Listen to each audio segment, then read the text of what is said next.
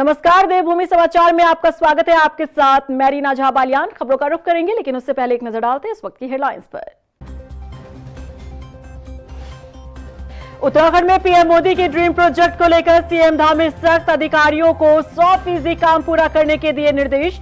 पर्वतीय जिलों पर रहा खास फोकस। बीजेपी में जिला कमेटी की इंटरनल सर्वे रिपोर्ट के बाद मचा हड़कंप। रिपोर्ट कार्ड में कई विधायक फेल, मौजूदा माननीयों पर मंडरा है टिकट कटने का खतरा। हल्द्वानी में खड़गे की रैली के बाद रामलीला मैदान का शुद्धिकरण कराए जाने को लेकर बड़ा विवाद। कांग्रेस ने बीजेपी पर लगाया दलितों के अपमान का आरोप। बीजेपी ने आरोपों को बताया निराधार।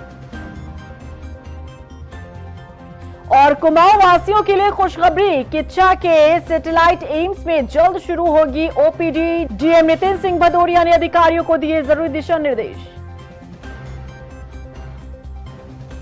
और चलिए अब बुलेटिन की शुरुआत कर लेते हैं। उत्तराखंड में पीएम मोदी के ड्रीम प्रोजेक्ट को लेकर सीएम धामी सख्त नजर आ रहे हैं।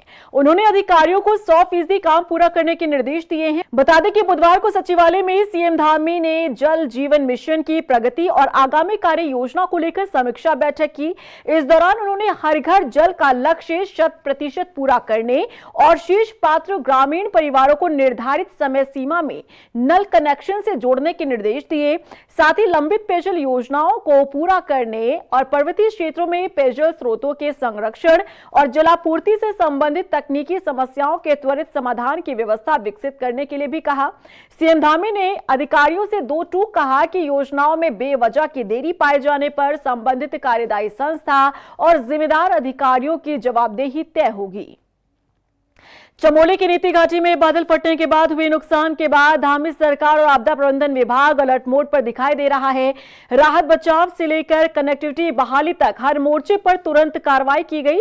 वैली ब्रिज बहने की घटना के बाद सीएम धामी ने पूरे घटनाक्रम की लगातार मॉनिटरिंग की और महज 24 घंटे के रिकॉर्ड समय में चीन सीमा को जोड़ने वाले ज्योतिर्मठ नीति मलारी हाईवे पर वाहनों का आवागमन शुरू किया गया। युद्ध स्तर पर अभियान चलाकर तमक नाले में ह्यूम पाइप डालकर अस्थायी मोटर मार्ग तैयार कर आवागमन सुचारू कराया गया। स्वतंत्रता दिवस के मौके पर बीजेपी देश भर में तिरंगा यात्रा का आयोजन कर रही है और इसी क्रम में हरिद्वार में भी कैबिनेट मंत्री मदन कौशिक के नेतृत्व में तिरंगा यात्रा निकाली गई। तिरंगा यात्रा आर्य नगर चौक से शुरू होकर भगत सिंह चौक पर संपन्न हुई, जिसमें बड़ी संख्या में स्थानीय लोगों और बीजेपी कार्यकर्ताओं ने हिस्सा लिया। विधानसभा में बहुत ही भव्य दिव्य रूप से तिरंगा यात्रा का आयोजन हुआ है, जिसमें सभी शहर के लोगों ने बढ़ चढ़कर हिस्सा लिया है।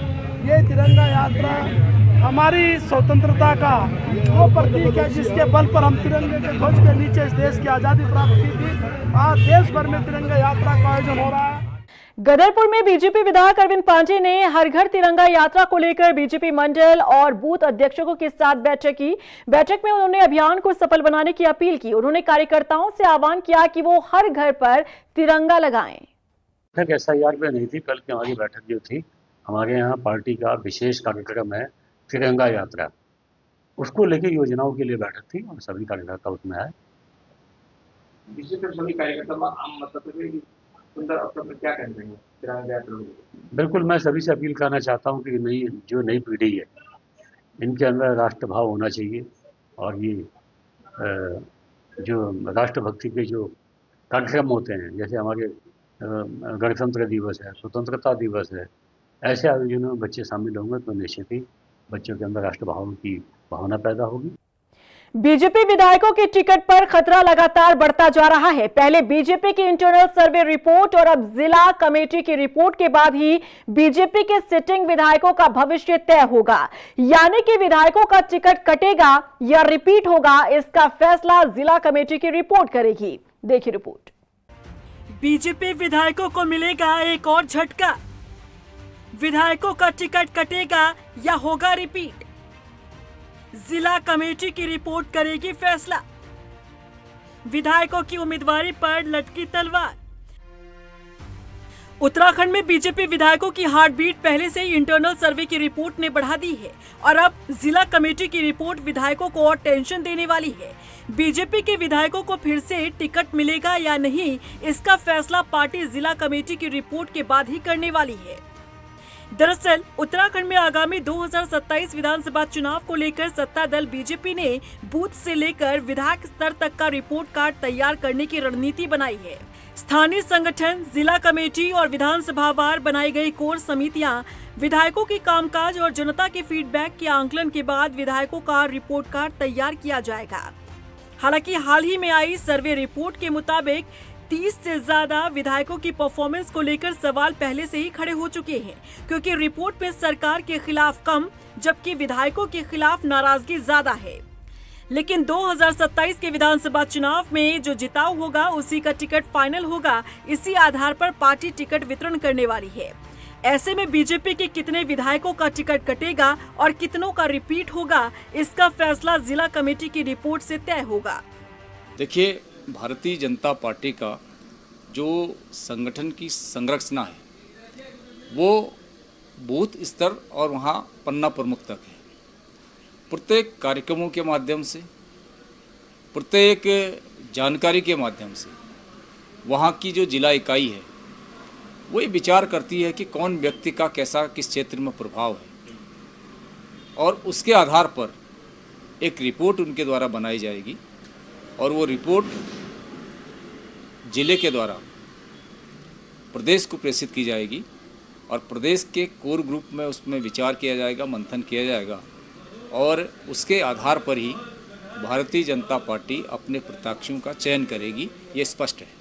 वहीं दूसरी ओर मुख्य विपक्षी दल कांग्रेस भी चुनावी रणनीति को धार देने में जुटी है। प्रदेश महामंत्री राजेंद्र भंडारी का कहना है कि कांग्रेस उसी प्रत्याशी को टिकट देगी जिसकी जीत की संभावना सबसे अधिक होगी और इसके लिए पार्टी लगातार विभिन्न स्तर पर कई सर्वे भी करवा चुकी है। मेरा कहना यह है कि ये जो मर्जी करें, लेकिन हमारा तो सीधा सीधा फॉर्मूला है जिताओ और टिकाओ। कांग्रेस के कई सर्वे हो गए हैं, कांग्रेस जो है इन पर बहुत बढ़त बनाए हुए है, कांग्रेस बढ़िया प्रत्याशी देने वाली है, कांग्रेस के पास बहुत लंबी चौड़ी फौज जो है प्रत्याशियों की है, लेकिन जो जीतने वाला होगा उसी को टिकट मिलेगा। जिले की भी रिपोर्ट ली जा रही है, सर्वे की टीम भी जो रिपोर्ट देगी और अभी हमारे जो है विधानसभावार प्रभारी तैनात होने हैं, बहुत जल्दी प्रभारी तैनात हैं, उनकी रिपोर्ट को मिला के तब प्रदेश कांग्रेस कमेटी एक पैनल बना के भेजेगी और जो उपयुक्त प्रत्याशियों को जो जीतने वाला होगा उसी पर दाव खेला जाएगा। उत्तराखंड में चुनाव का समय जैसे जैसे नजदीक आ रहा है वैसे वैसे प्रमुख दल यानी बीजेपी और कांग्रेस अपनी चुनावी रणनीति को धार देने में कोई कसर नहीं छोड़ रही है। यहाँ तक कि आगामी चुनाव में प्रत्याशियों को मैदान में उतारने के लिए दोनों ही दलों ने फॉर्मूले को एक्टिवेट कर दिया है। लेकिन बात अगर सत्ता दल की करें तो आगामी विधानसभा चुनाव बीजेपी के लिए किसी चुनौती से कम नहीं होगा, क्योंकि स्थानीय स्तर पर विधायकों के प्रति बढ़ते असंतोष ने पार्टी की चिंता को बढ़ा दिया है। ऐसे में देखना होगा कि जिला कमेटी द्वारा तैयार रिपोर्ट के बाद कितने विधायकों की परफॉर्मेंस पर सवाल खड़े होते हैं, कितने विधायकों के टिकट कटते हैं और कितनों को रिपीट किया जाता है।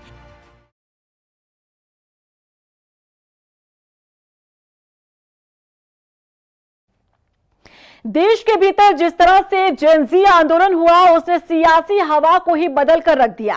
मौजूदा समय में सत्ताधारी पार्टी के खिलाफ देश के युवाओं में कितना गुस्सा है इसका अंदाजा हालिया सर्वे रिपोर्ट के आंकड़ों से लगाया जा सकता है। 12 सालों से केंद्र की सत्ता पर काबिज मोदी सरकार को दरकिनार कर आज युवा राहुल गांधी को अपनी पहली पसंद बता रहे हैं। यह सर्वे का आंकड़ा इशारा कर रहा है कि आगे आने वाले विधानसभा चुनाव में युवाओं का मूड बीजेपी का खेल बिगाड़ सकता है। देखिए रिपोर्ट।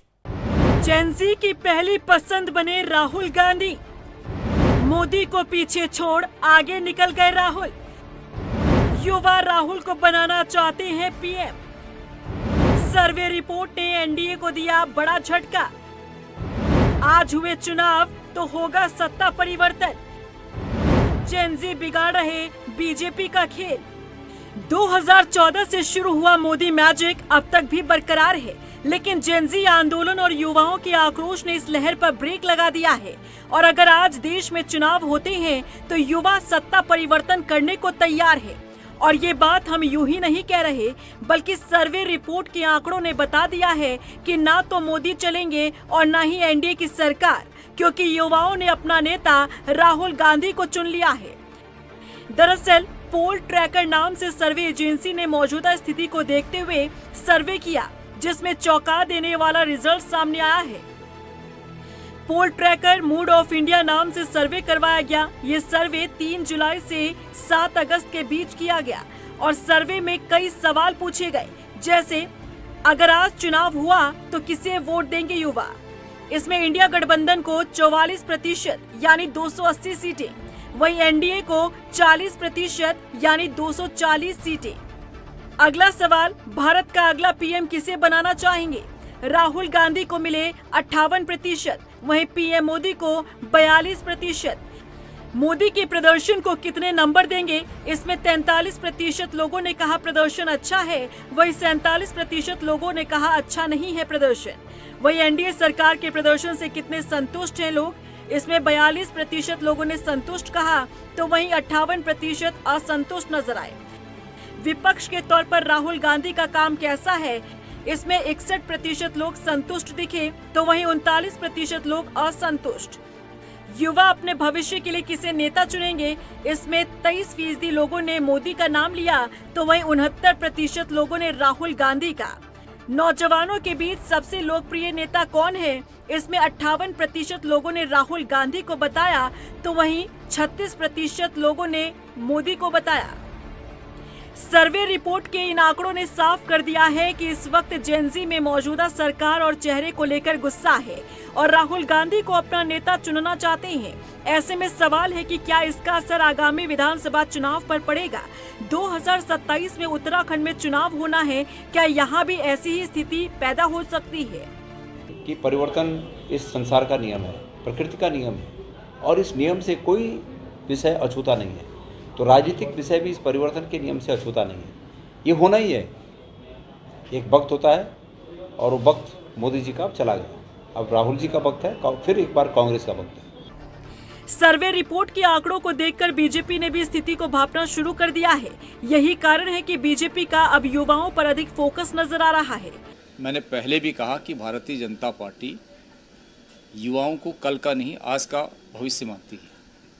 ये कोई दिल्ली आंदोलन के बाद भारतीय जनता पार्टी ने अपनी रणनीति बदली, ऐसा नहीं है। युवाओं के हितों का ध्यान भारतीय जनता पार्टी पहले भी रखती थी और आज भी रखती है। हमारा प्रयास है, क्योंकि युवाओं में जोश होता है, नए तरीके से सोचने का उसका एक विचार होता है और उसके एक भावनाएं होती हैं। उन सब का समन्वय करते हुए अपनी योजनाओं में, अपने कार्यक्रमों में हम उसको शामिल करते हैं और उसी आधार पर हम इस देवभूमि को भी आगे ले जाने का, आगे बढ़ाने का, समुचित विकास करने का प्रयास कर रहे हैं। जेनजी ने वाकई में बीजेपी का प्रेशर बढ़ा दिया है। सर्वे रिपोर्ट में राहुल गांधी को आगे और मोदी को पीछे रखते हुए युवाओं ने बता दिया कि अब वो सत्ता परिवर्तन के मूड में है।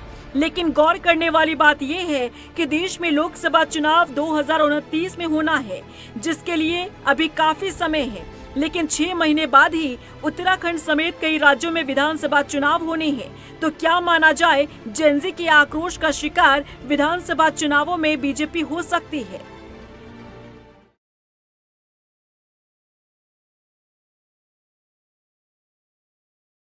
हल्द्वानी में कांग्रेस अध्यक्ष खड़गे के कार्यक्रम को लेकर पुलिस की कार्यप्रणाली सवालों के घेरे में रही। कांग्रेस ने खूब हंगामा भी किया, लेकिन मामला अब भी शांत नहीं हुआ है। रामनगर में पूर्व विधायक और कांग्रेस के कद्दावर नेता रणजीत सिंह रावत ने कार्यकर्ताओं के साथ सड़कों पर उतरकर करारा पलटवार किया और रणजीत सिंह रावत ने साफ शब्दों में ललकारा है कि ये देश संविधान से चलेगा, किसी पुलिस अधिकारी की चापलूसी से नहीं। देखिए रिपोर्ट। हल्द्वानी पुलिस पर फायर कांग्रेस। खड़गे के कार्यक्रम से शुरू हुआ विवाद, अब तक भी नहीं हुआ शांत। कांग्रेस नेता रणजीत सिंह रावत का हमला, संविधान से चलेगा देश, पुलिस की चापलूसी से नहीं।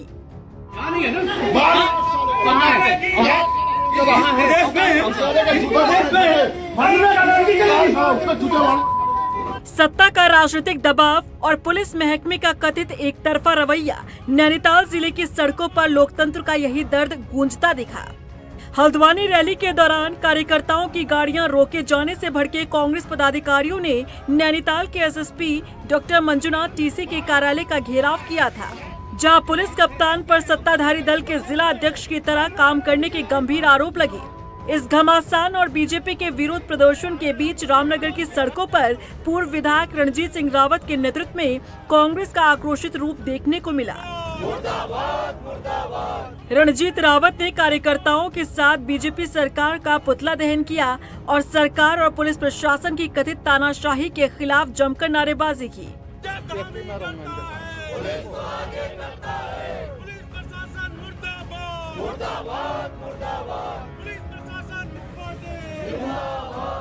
रणजीत रावत ने बेबाक अंदाज में कहा कि लोकतंत्र और कानून व्यवस्था संविधान के दायरे में रहकर काम करती है। सत्ता के दबाव में मियां मिट्ठू बनने वाले अधिकारियों से कांग्रेस का कार्यकर्ता न डरा है और न ही डरेगा। टीसी अपनी संवैधानिक जिम्मेदारी से बच रहे हैं। उनको नौकरी भाजपा ने नहीं दी है, भारत के संविधान ने दी है और उस संविधान के तहत कार्रवाई करने का उनका दायित्व है। उससे इतर-उतर जाएंगे तो कांग्रेस का हर एक कार्यकर्ता जो है उनकी तानाशाही का विरोध करने के लिए, उनके तलवे चाटने का विरोध करने के लिए तैयार है। बड़ा छोटा ब्रिटिश हुकूमत से बड़े दल नहीं है ये, जिनका आधी दुनिया में राज था, उनसे बड़े नहीं है। हम इनको भगा करके ही दम लेंगे। पुलिस कप्तान मंजुनाथ टीसी की भूमिका पर उठे तीखे सवालों और उसके बाद रणजीत सिंह रावत के नेतृत्व में सड़कों पर उतरी कांग्रेस ने ये साबित कर दिया है कि विपक्ष अब किसी भी दबाव के आगे झुकने को तैयार नहीं। अब देखना होगा कि रणजीत रावत के इस सीधी ललकार का जवाब बैकफुट पर आया पुलिस प्रशासन और सत्ता के जिम्मेदार लोग किस तरह से देते हैं।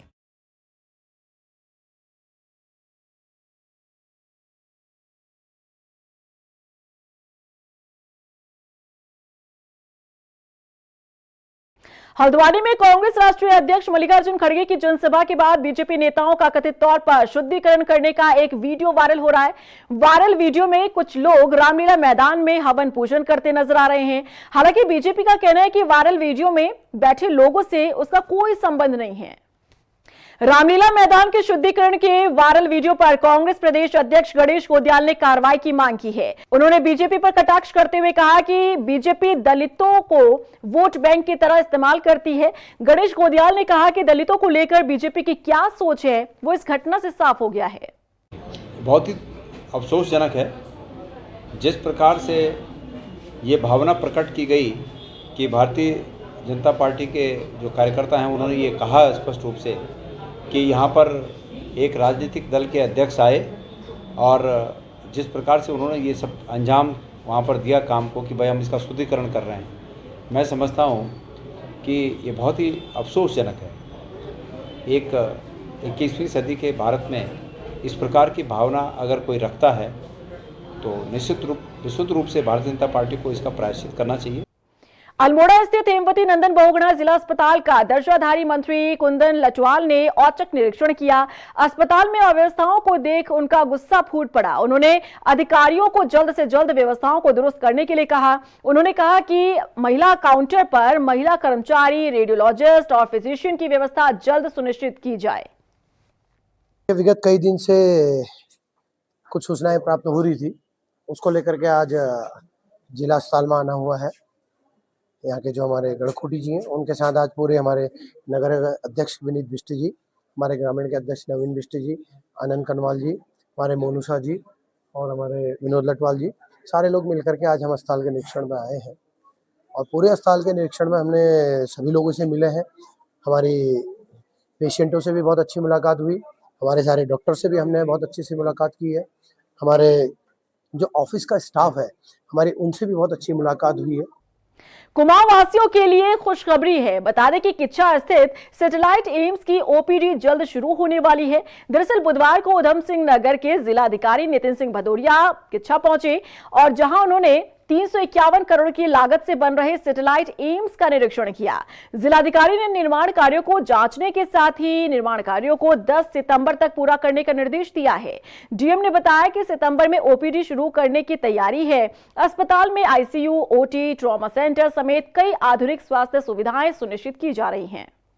हमारे एम्स के जो निरीक्षण हुआ आज मौजूद थे और आज 12 अगस्त को आपके द्वारा सबके सामने कैमरे के सामने हमारे जो एनसीसी कंपनी है उनके द्वारा कमिटमेंट दिया गया है कि 10 अगस्त तक ये आउटर फसाड पूरा कर लेंगे। इसके अलावा मेन बिल्डिंग का फर्स्ट फ्लोर और 10 सितंबर तक और ग्राउंड फ्लोर और प्लस फर्स्ट फ्लोर इसको हैंडओवर कर देंगे। उत्तराखंड में मदरसा बोर्ड खत्म होने के बाद अल्पसंख्यक शैक्षणिक संस्थान अपना पंजीकरण उत्तराखंड अल्पसंख्यक शिक्षा संस्थान प्राधिकरण के तहत करवा रहे हैं। अब तक प्रदेश में 7 मदरसों समेत कुल 9 अल्पसंख्यक शैक्षणिक संस्थानों को मान्यता मिल चुकी है। उत्तराखंड अल्पसंख्यक कल्याण विभाग के विशेष सचिव पराग मधुकर धकाते ने बताया कि उत्तराखंड शिक्षा बोर्ड के मानकों को पूरा करने वाले संस्थानों को इस प्राधिकरण से जोड़ा जा रहा है। धरातल पर मदरसा संचालकों से समन्वय बनाकर काम किया जा रहा है। जो उत्तराखंड अल्प शिक्षक संस्थान अधिनियम है और उसकी जो नियमावली बनी है, इसमें एक तो जो शैक्षिक योग्यता है या शैक्षिक जो व्यवस्था है उत्तराखंड की, इसमें अनुरूप सभी मदरसों को उत्तराखंड जो शिक्षा विभाग है उनसे एफिलिएशन लेना है उनको यहाँ पे। तो एक बेसिक जो शिक्षा विभाग के मानक है उस मानकों का अनुपालन सभी को करना है, इसमें कोई एक्सेप्शन वैसे भी नहीं है। तो जो नियम है उसका अनुपालन अपेक्षित है।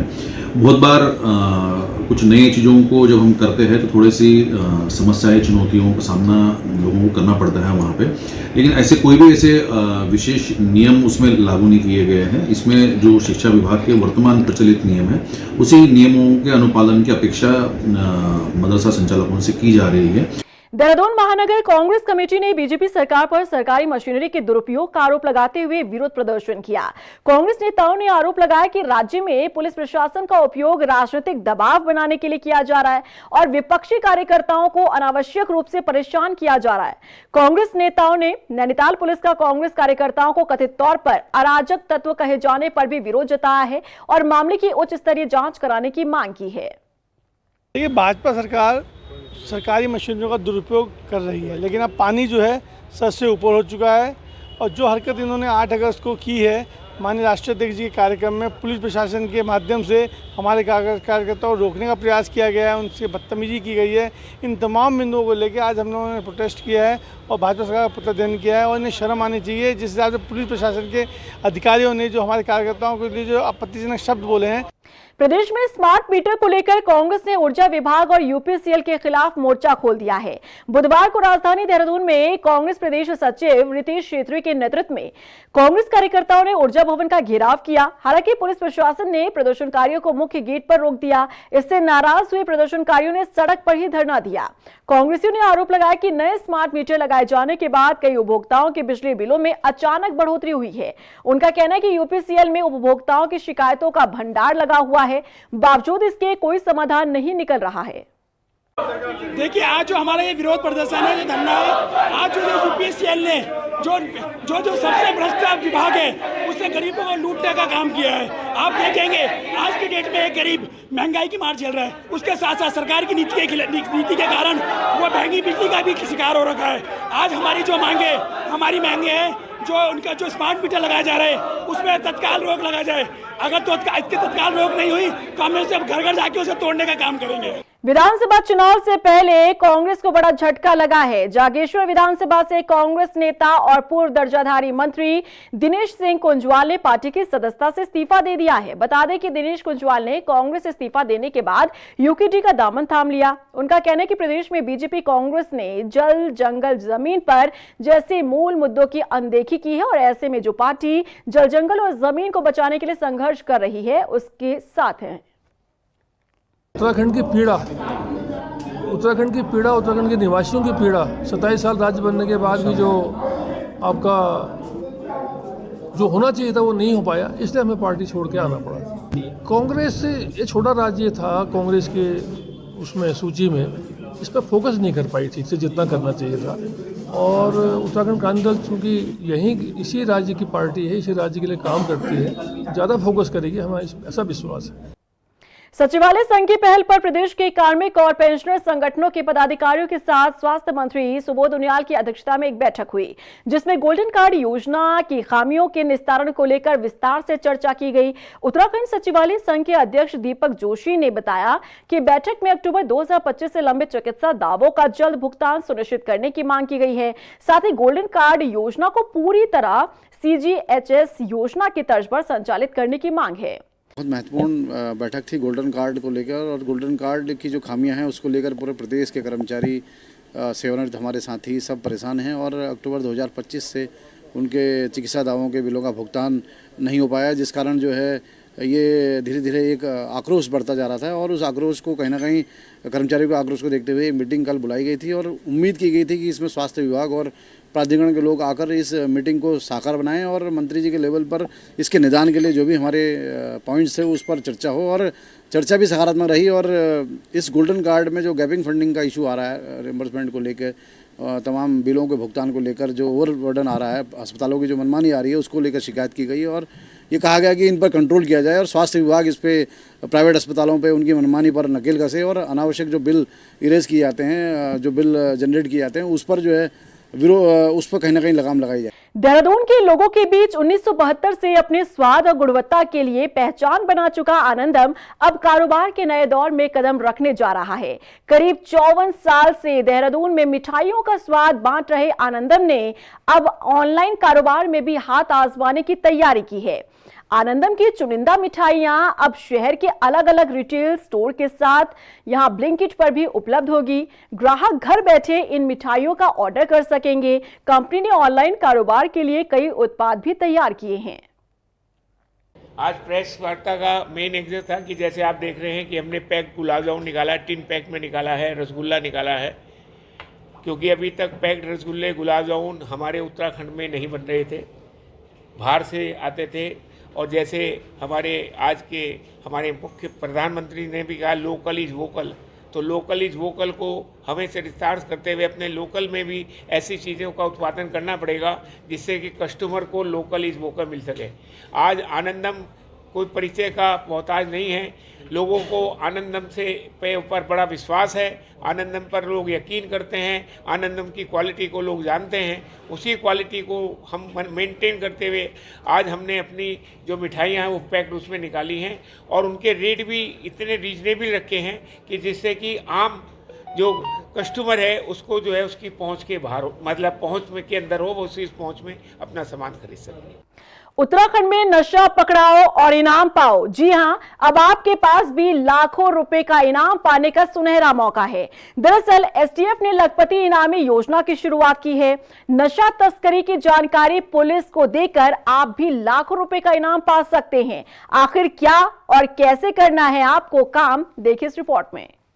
उत्तराखंड में नशा पकड़ाओ इनाम पाओ, आप भी पा सकते हैं लाखों रुपए का इनाम।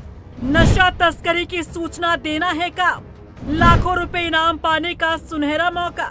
अगर आपके आसपास कोई नशा करता है या फिर नशे का सामान लोगों को बेचता है तो आप इसकी जानकारी पुलिस को देकर लखपति बन सकते हैं। जी हां, अब आपके पास ये सुनहरा मौका है जहां आप नशे की सूचना देकर ही लाखों रुपए कमा सकते हैं। दरअसल उत्तराखंड में बढ़ती नशा तस्करी और नशीले पदार्थों के अवैध कारोबार पर शिकंजा कसने के लिए अब पुलिस आम लोगों की मदद लेगी। राज्य सरकार ने नशे की खेप, अवैध नशा निर्माण और नशीले पदार्थों की फैक्ट्रियों की सूचना देने वालों के लिए इनाम योजना लागू की है। खास बात ये है कि सूचना देने वाले व्यक्ति की पहचान पूरी तरह से गोपनीय रखी जाएगी। एसटीएफ की ओर से प्रदेश के सभी जिलों के एसएसपी और एसपी को इस संबंध में पत्र भेज दिया गया है। नई व्यवस्था के तहत नशीले पदार्थ की मात्रा और उसकी शुद्धता के आधार पर मुखबिर को नगद इनाम दिया जाएगा। अलग अलग मादक पदार्थों के लिए अलग अलग राशि निर्धारित की गई है। इस योजना के तहत कोकीन की बरामदगी से जुड़ी सूचना देने पर 2,40,000 रुपए प्रति किलो तक का इनाम निर्धारित किया गया है। हेरोइन 1,20,000 रुपए प्रति किलो, मॉर्फिन 20,000 रुपए प्रति किलो, एम्फेटामाइन 20,000 रुपए प्रति किलो, मेथाम्फेटामाइन 20,000 रुपए प्रति किलो, हशीश ऑयल 10,000 रुपए प्रति किलो, अफीम 6,000 रुपए प्रति किलो, हशीश 2,000 रुपए प्रति किलो, गांजा 600 रुपए प्रति किलो। अगर आपको इनमें से किसी भी नशीले पदार्थ के बारे में कोई भी जानकारी मिलती है तो आप पुलिस को इसकी सूचना दे सकते हैं और इसी के आधार पर आपको नगद इनाम दिया जाएगा। एसटीएफ के मुताबिक प्रदेश में नशे के खिलाफ लगातार कार्रवाई की जा रही है। एसटीएफ ने लोगों से अपील की है कि अगर उनके आसपास नशे की तस्करी, भंडारण, बिक्री या अवैध फैक्ट्री जैसी संदिग्ध गतिविधियां नजर आती हैं तो खुद जांच करने या संदिग्ध लोगों का सामना करने की कोशिश बिल्कुल भी न करें। सीधे पुलिस को इसकी सूचना दें। इसके लिए एसटीएफ के हेल्पलाइन नंबर 013526565202 और 9412029536 पर जानकारी दी जा सकती है। एसटीएफ ने भरोसा दिलाया है कि सूचना देने वाले की पहचान पूरी तरह से गोपनीय रखी जाएगी। देखिए, इसमें उत्तराखंड सरकार द्वारा जो है इसमें शासनादेश किया गया है, जो जिस तरह नशे की प्रवृत्ति को रोकने के लिए इसमें कहीं ना कहीं जो इन्फॉर्मर होते हैं उनके इनपुट्स के आधार पर भी काफ़ी सारी रेड्स होती है और पकड़ा जाता है। और देखा गया है टीम को भी इसमें काफ़ी गहराई तक काम करना पड़ता है, इंटरस्टेट लिंकेजेस में जगह जगह जाना पड़ता है। इसको देखते हुए भारत सरकार की जो रिवॉर्ड की पॉलिसी है उसको उत्तराखंड सरकार ने भी उसको नोटिफाइड किया, जिसके तहत 30,000 से लेकर 2 लाख रुपए तक के अलग अलग उसके पैरामीटर्स हैं। जो ड्रग्स की रिकवरी और साथ ही साथ उसकी कितनी प्योरिटी है उसको देखते हुए उस पर अलग अलग निर्धारण किया गया। और मुझे लगता है कि ऐसे बहुत लोग हैं जो सूचनाएं यहाँ पर देते भी हैं ऐसा, और अगर वो सूचना देते हैं और उनके आधार पर अगर ड्रग्स पकड़ी जाती है तो डेफिनेटली शासनादेश के अनुसार उनको आगे जो है रिवॉर्ड भी दिया जाएगा। यानी अब उत्तराखंड में नशे के खिलाफ पुलिस की कार्रवाई में आम लोगों की भागीदारी भी बढ़ेगी। सरकार की इस नई इनाम योजना का मकसद नशे के कारोबार की जड़ तक पहुंचना और अवैध नशा निर्माण पर प्रभावी रोक लगाना है।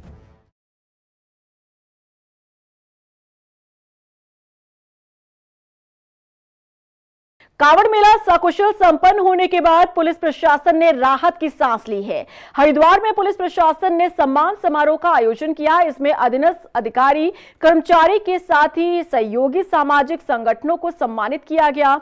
पुलिस अधिकारियों ने मेले के दौरान की गई व्यवस्थाओं और चुनौतियों का जिक्र करते हुए कहा कि आगे आने वाले सालों में कांवड़ यात्रा को लेकर प्लानिंग और बेहतर होगी। सभी पूरा शासन प्रशासन और यहाँ का जनपद का सारा एडमिनिस्ट्रेशन लगा है और पूरा प्लानिंग करा है, उसी से अच्छे से एग्जीक्यूट करा के मेला सब कुशल संपन्न हुआ। को इसकी बधाई देता हूँ और विशेषकर आप समस्त मीडिया कर्मी मीडिया के लोगों का इस कांवड़ मेले में हम लोगों को बहुत सहयोग प्राप्त हुआ। विशेषकर आप लोगों का धन्यवाद, विशेषकर हरिद्वार के नागरिकों का बहुत बहुत धन्यवाद कि उन्होंने पुलिस प्रशासन को सहयोग किया और ये सकुशल कांवड़ मेला जो है वो संपन्न हुआ। मैं समस्त अपने जो फोर्स जो बाहर से आया हुआ फोर्स CPMF, SDRF और हमारे जो स्पेशलाइज यूनिट्स की यहाँ पे जो डिप्लॉयमेंट थी उन सभी अधिकारी और कर्मचारी गणों को बहुत बहुत बधाई देता हूँ। रामनगर में खाद्य सुरक्षा विभाग ने आगामी त्योहारों को देखते हुए निरीक्षण अभियान चलाया। ढिकोली, लखनपुर, चुंगी और मेन मार्केट समेत कई क्षेत्रों में डेयरी प्रोडक्ट की जांच की गई। टीम ने दूध, दही, घी और पनीर के सैंपल जांच के लिए भेजी। खाद्य विभाग ने मानकों का उल्लंघन करने वालों पर कार्रवाई की चेतावनी दी है। हल्द्वानी में पुलिस ने 2 अलग अलग मामलों का खुलासा करते हुए एक अंतर्राज्यीय लुटेरे और स्मैक तस्कर को गिरफ्तार किया है। पुलिस ने लुटेरे के कब्जे से बुजुर्ग से लूटी गई अंगूठी भी बरामद की है। बता दें कि आरोपी रामनगर का रहने वाला है। वहीं दूसरे मामले में पुलिस ने 100 ग्राम स्मैक के साथ नशा तस्कर को भी गिरफ्तार किया है। बरामद स्मैक की कीमत करीब 30 लाख रुपए बताई जा रही है। ये थाना मुखानी क्षेत्र अंतर्गत एक तहरीर हमें प्राप्त हुई थी जिसमें एक बुजुर्ग व्यक्ति के साथ एक अंगूठी छीनने की घटना जो है प्रकाश में आई थी। तो उसमें तहरीर प्राप्त होने पर तत्काल सुसंगत धाराओं में हमने अभियोग पंजीकृत किया और क्योंकि सीनियर सिटीजन के साथ ये घटना कारित हुई थी तो इसको बहुत ही गंभीरता से लेते हुए इसमें तत्काल टीमों का गठन किया गया और उन टीमों ने इलेक्ट्रॉनिक सर्वेलेंस, CCTV और मैनुअल इंटेलिजेंस की सहायता से 24 आवर्स यानी कि 24 घंटे के भीतर ही एक मुलजिम को गिरफ्तार किया। और इसी के साथ फिलहाल इस बुलेटिन में बस इतना ही, लेकिन चलते चलते एक नजर डालते इस वक्त की हेडलाइंस पर।